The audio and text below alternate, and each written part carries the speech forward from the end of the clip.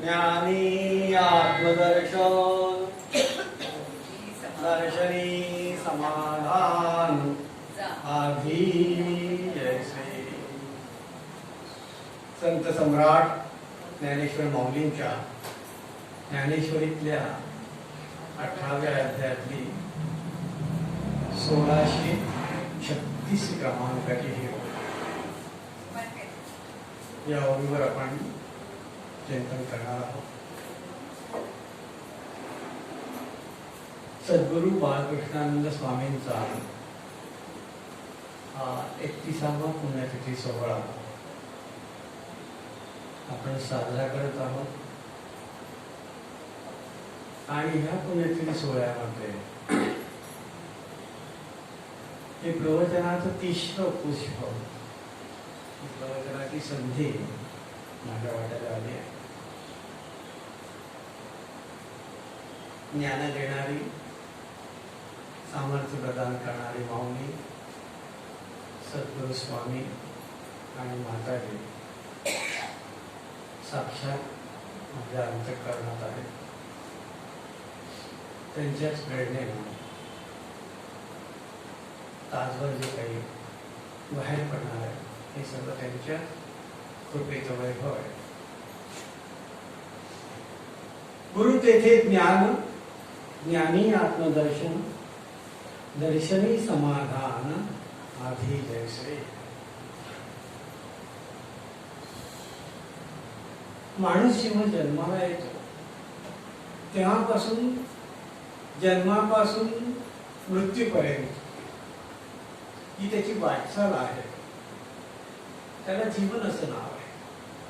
पण हे जीवन जगत असताना त्याची जी तळमळ आहे, त्याची जी धडपड आहे ती कशासाठी आहे?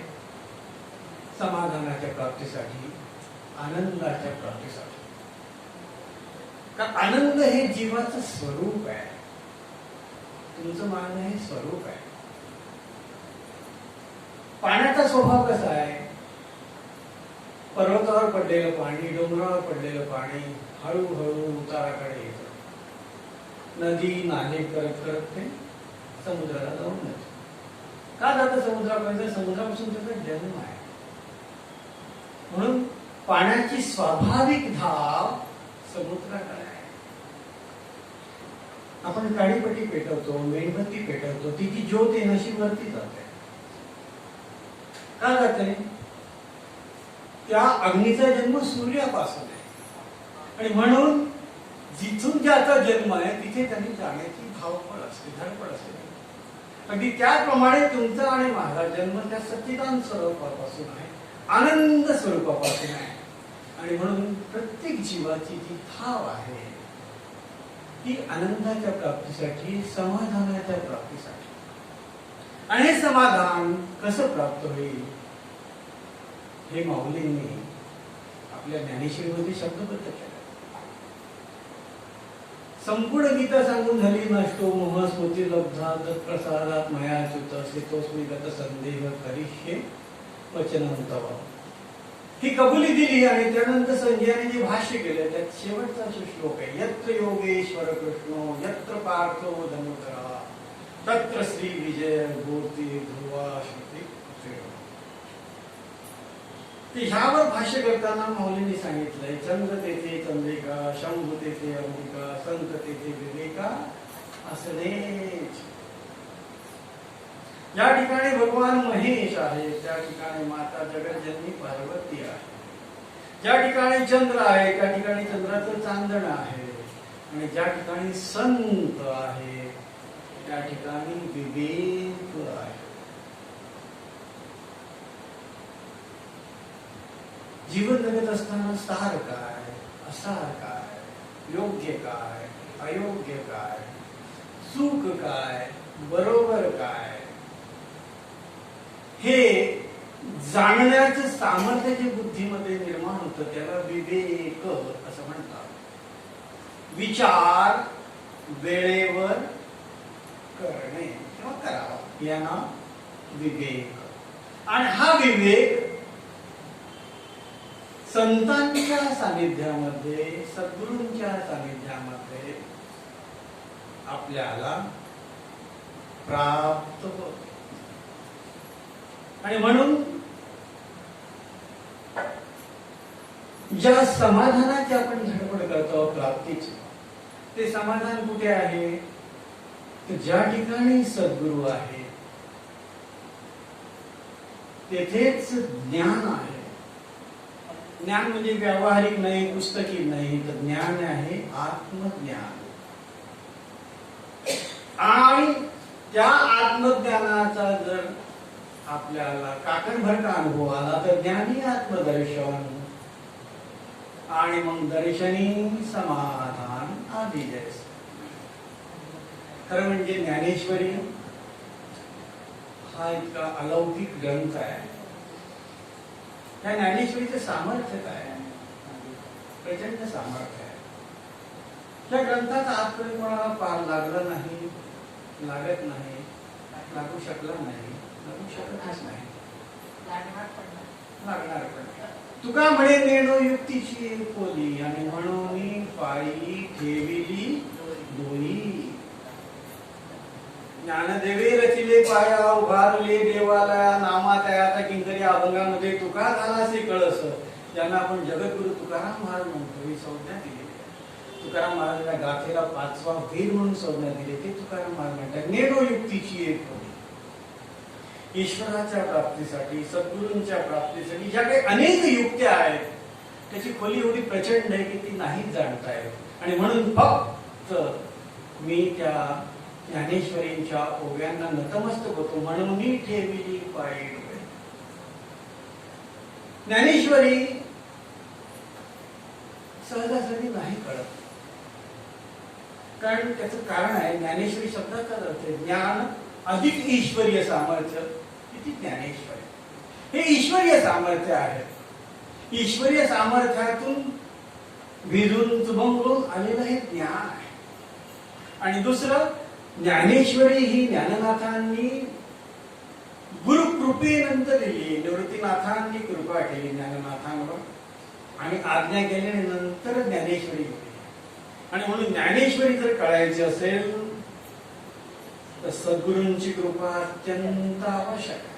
तो पण आपण ज्ञानेश्वरी वाचू शकतो, पारायण करू शकतो, त्याचे अर्थही कळते. डाव्या बाजूला ओव्या आहेत, उजव्या बाजूला अर्थ आहे, शब्दार्थ कळेलही, थोडाफार ध्वन्यार्थ कळेल, पण अनुभवार्थ आणि गुणार्थ गुरुकृपेशिवाय नाही कळत.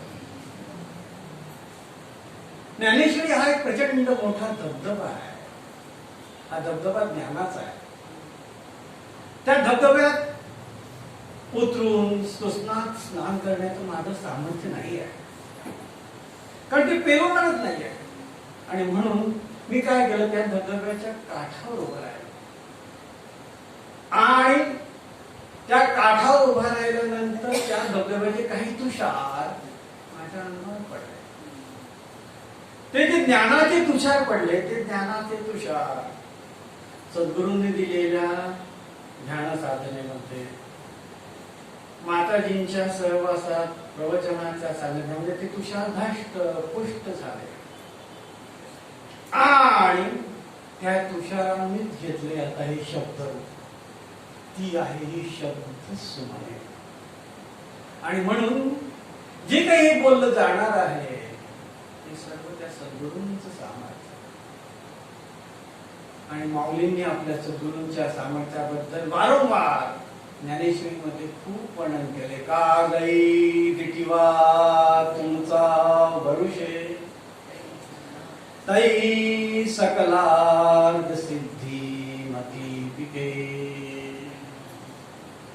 एरवी कोंभेला उन्मेषु सुके, जरी उदास तुम. दिठी म्हणजे तुमची दृष्टी. हे सद्गुरुनाथा, तुमच्या दिटीची, तुमची कृपा दृष्टी जर माझ्या बुद्धिपटलावर, माझ्या मनपटलावर आली, नुसती आली नाही तर त्या कृपा दृष्टीचा जेव्हा वर्षाव होईल, तैची चालाय अत्यंत आग्रहानं सांगितलं. तेव्हा आणि तेव्हाच सकलात सिद्धी मती पिके. मती म्हणजे बुद्धी. माझ्या बुद्धीमध्ये हे गीतेचं ज्ञान सांगण्याचं सामर्थ्य आहे. कारण ह्या गीताची जी थोरवी आहे ना, स्वये शंभू विवरी, या गीताची थोरवी स्वये शंभू विवरी तेत भवानी प्रश्न करी चमत्कारोनी. पहिल्या अध्यायामध्ये ज्ञाननाथ म्हणतायत, तेव्हा भगवान नाही सांगतायत, देवी जैसे का स्वरूप तुझे नित्य नूतन असे तैसे हे गीता तत्व नित्य नूतन. ते सांगतात, हे माते, हे भवानी, जसं तुझं स्वरूप नित्य नूतन आहे तसं हे गीता तत्वही नित्य नूतन आहे. आणि हा जो श्रीकृष्ण अर्जुन संवाद सांगायचा आहे, भक्त भगवंत संवाद सांगायचा आहे, गुरु शिष्य संवाद सांगायचा आहे, तर माऊली सांगताय जो ज्ञानियांचा राजा आहे, ज्ञानियांचा राजा गुरु महाराज म्हणती ज्ञानदेव तुम्हासे. आजपर्यंत अनेक राजे मंडळी होऊन गेले, आजही आहेत आणि पुढे होती. ही सर्व राजे मंडळी ज्ञानामधली जर आपण या ठिकाणी या हॉलमध्ये आणून उभी केली तर त्या ज्ञानी मंडळी जर आणून उभी केली तर राजे पण शोभून दिसेल ते माऊलींना. म्हणून ज्ञानियांचा राजा गुरु महाराज, ज्याला ज्ञानाचा देव म्हणून संबोधलं जातं, असा हा ज्ञानाचा देव. पण ते सांगताय सद्गुरूंच्या कृपा दृष्टीचा वर्षाव जेव्हा माझ्या अंतःकरणामध्ये, मनपटलामध्ये, बुद्धिपटलावर होईल तेव्हा आणि तेव्हाच सकलार्थ हे ज्ञान सांगण्याचं सामर्थ्य माझ्या बुद्धीमध्ये प्रकट होईल. आणि पुन्हा सद्गुरूंना सावध करतायत, हे सद्गुरूनाथा, जर या कृपा वर्षापासून मी जर वंचित राहिलो तर एरवी कोंभेला उन्मेषू सुके. जे रोपटे तुम्ही माझ्या अंतःकरणामध्ये ज्ञानाचं लावलंय ना, त्याला तुमच्या कृपा वर्षावाचं पाणी नाही मिळालं तर ते सुकून जाईल. असा हा ज्ञाननाथांचा ग्रंथ. ज्ञानेश्वरीचं चिंतन करताना कितीही चिंतन केलं तरी ते चिंतन पूर्णपणे अंतःकरणाने प्रकट होत नाही. त्याचे कारण आहे, ज्ञाननाथ जेव्हा आपल्या अंतःकरणामध्ये प्रकट होते आणि ते जेव्हा बोध करतील, कारण हा ग्रंथ ज्ञाननाथांनी लिहिला आहे. आता ज्ञाननाथांना या ग्रंथामध्ये काय सांगायचं आहे ते जेव्हा बुद्धीमध्ये प्रकट होईल तेव्हा सांगतील. बाकी कितीही आपण त्याच्यावर विचार केला तरी खऱ्या अर्थानं ते कळत नाही. उभ्या अर्था डाव्या बाजूला, उजव्या अर्थाला अर्थ असतो, पण तो अर्थ जरी असला तरी सर्वस्व नाही आणि परिपूर्ण नाही. ज्याला ज्याला जशी जशी ज्ञाननाथांनी प्रेरणा दिली तसा तसा तो अर्थ लिहिलेला आहे. ज्ञानेश्वर शब्दाचा अर्थ आहे ज्ञान अधिक ईश्वर इति ज्ञानेश्वर. तर या देहामध्ये ज्ञान कशामध्ये आहे? आपल्या देहामध्ये चैतन्य स्वरूप आत्मा आहे. हा त्या डोळ्यामध्ये पाहण्याचं ज्ञान ह्या आत्मस्वरूपामुळे आहे. कानामध्ये ऐकण्याचं ज्ञान ह्या आत्मस्वरूपामध्ये आहे. जिभेमध्ये रसना आणि वाणी, कर्मेंद्रिय आणि ज्ञानेंद्रिय, बोलण्याचं आणि रसनेचं ज्ञान त्या ह्या आत्मस्वरूपामध्ये. जे मूळ ज्ञान आहे आत्मस्वरूपामध्ये. ज्ञान इज इक्वल टू आत्मा. ज्ञान म्हणजेच आत्मा. ज्ञान अधिक ईश्वर इति ज्ञानेश्वर. ज्ञान म्हणजे जर आत्मा असेल तर आत्मा हेच ईश्वर म्हणजेच ज्ञानेश्वर. मग ज्ञानेश्वर कुठे आहे? ज्ञानेश्वर या ठिकाणी. हाच ज्ञानेश्वर आहे. एक हरी आत्मा जीव शिव समो वाया तू दुर्गमी न घाली म्हणा. हरिपाठामध्ये सांगितलं. हरी कोण आहे? आत्मा आहे आणि त्याला जाणण्याचा रस्ता सुगम आहे. जीवापासून शिवापर्यंत, मुंगीपासून ब्रह्मदेवापर्यंत तत्वरूपानं तो एकच आहे. सामर्थ्य वेगळं असेल, मुंगीचं सामर्थ्य वेगळं, ब्रह्मदेवाचं सामर्थ्य प्रचंड आहे, पण तत्वरूपानं एकच आहे. मेणबत्तीमध्ये असणार अग्नितत्व आणि सूर्यामध्ये असणार अग्नितत्व तत्वरूपानं एकच आहे, सामर्थ्य भिन्न भिन्न असेल. आणि म्हणून जीवापासून शिवापर्यंत, मुंगीपासून ब्रह्मदेवापर्यंत जे सामर्थ्य आहे तत्वारूपानं, रायाचे देह जाळू का रंका पर्वते गाळू, हे न म्हणेची कृपाळू प्राणोपैग, गायीची तृष्णा हारू का व्याघ्रा विष होऊन मारू, हे नेण्याची गागरू तोय जैसे. तोय म्हणजे पाणी. नदी वाहत आहे, गाईला तहान लागली म्हणून ती आली नदीवर पाणी प्यायला. मग ही गाय जगाला दूध देते म्हणून याची तहान भागवावी. एक वाघ आला पाणी प्यायला, तहान लागली, पण हा लोकांना मारतो म्हणून त्याला विष होऊन मारावं. असा भेदभाव पाण्याच्या ठिकाणी आहे का? सांगतात हे नेण्याची गागरू तोय जैसे, ऐसे रायाचे देह जाळू का रंका पर्वते गाळू, हे न म्हणेची कृपाळू प्राणोपैगा. तुमच्या आणि माझ्या ठिकाणी जे प्राणतत्व आहे, मग राजा आहे, पंचपक्वान्नाचं जेवण देतोय, पण त्याच्या शरीराचं भरण पोषण करावं. एखादा गरीब आहे, रंक आहे, पण त्याचं भरण पोषण करायचं नाही, असं त्या प्राणतत्वामध्ये भेद आहे का?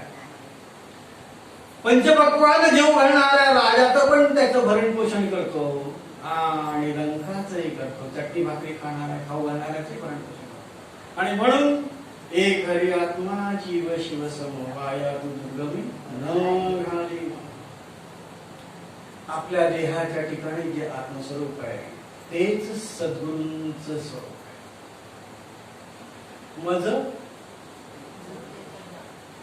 हृदयी सद्गुरु, गुरु तेथे ज्ञान, सद्गुरु कुठे आहे ते आपण पाहतोय.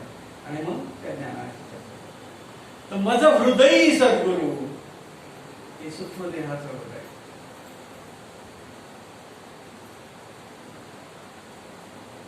ही पराभाषा पश्यंती सूक्ष्म देहाची, मध्यमा नासाग्रिकी आणि वैखारी. स्थूल देहाचे वाचक परा नाभिस्थानी, पश्यंती हृदयस्थानी, मध्यमा या ठिकाणी आणि वैखारी. मग मज हृदयी सद्गुरु जेणे तारिलो हा संसार, त्याच्याच कृपेत हा संसाराचा सागर मी तरला गेलो आहे. आणि म्हणून विशेषे अत्यादर विवेका, म्हणून विशेष रूपानं अति आदरानं सद्गुरूंचं स्मरण करायचं.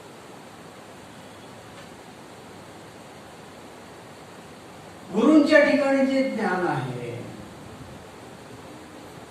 ते ज्ञान आपल्या हृदयामध्ये हळूहळू हळूहळू प्रगट होतात.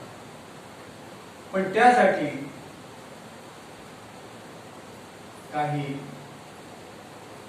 मापक माऊलींनी आपल्याला सूचना दिलेल्या आहेत. तरी तनु मनु जीवे चरणासी लागावे, अगर्वता करावे दास सकळ, मग अपेक्षित जे आपुले तेही सांगतील कुसिले, तेणे अंतःकरण बोधले संकल्पानये, तनानं मनानं जीव भावा, कायिक सेवा, मानसिक सेवा, वाचिक सेवा. कायिक सेवा ज्याला करायला लाभली तो भाग्यवान. पण ती सर्वांच्या वाट्याला येतेच असं नाही. सद्गुरूंचा तेवढा सहवास लाभेल असंही नाही. पण सद्गुरूंनी दिलेला जो बीज मंत्र आहे, सद्गुरूंनी दिलेली जी उपासना आहे, सद्गुरूंनी आपल्याला जे व्रत दिलेलं आहे ती सेवा आहे वाचिक. हळूहळू ती मनाच्या पातळीवर जाते आणि माझा जीव प्राण आणि सद्गुरूंचा जीव प्राण हा एक रूप होऊ लागतो.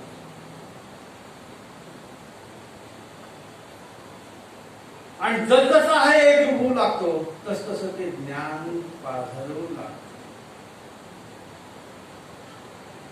ज्ञान पाझरणं. त्वमेव माता च पिता त्वमेव, त्वमेव बंधू च सखा त्वमेव, त्वमेव विद्या द्रविणं त्वमेव.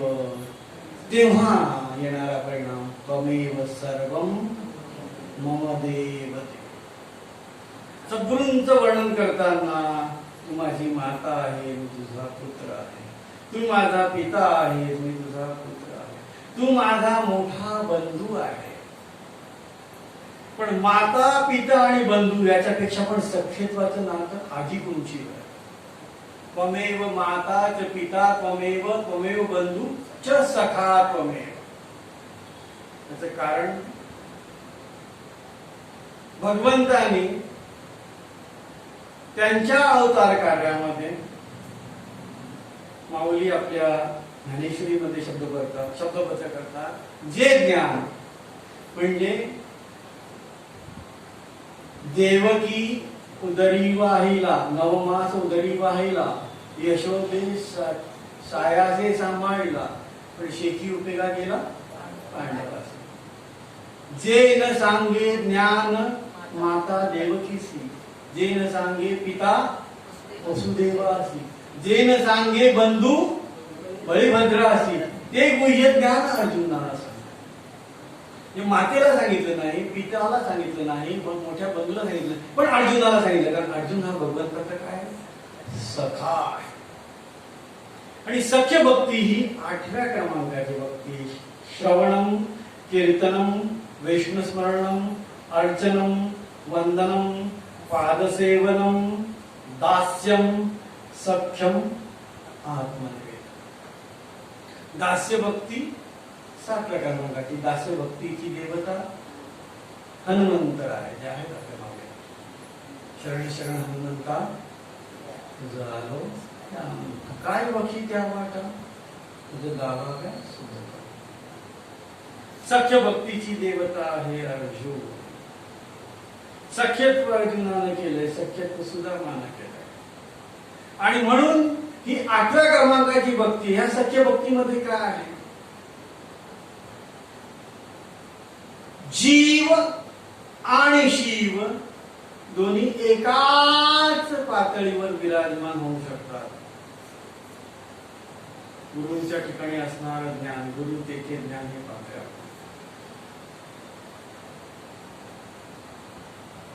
जीवा शिवांची जडली समाधी, विठला प्रपंच तुटली उपाधी.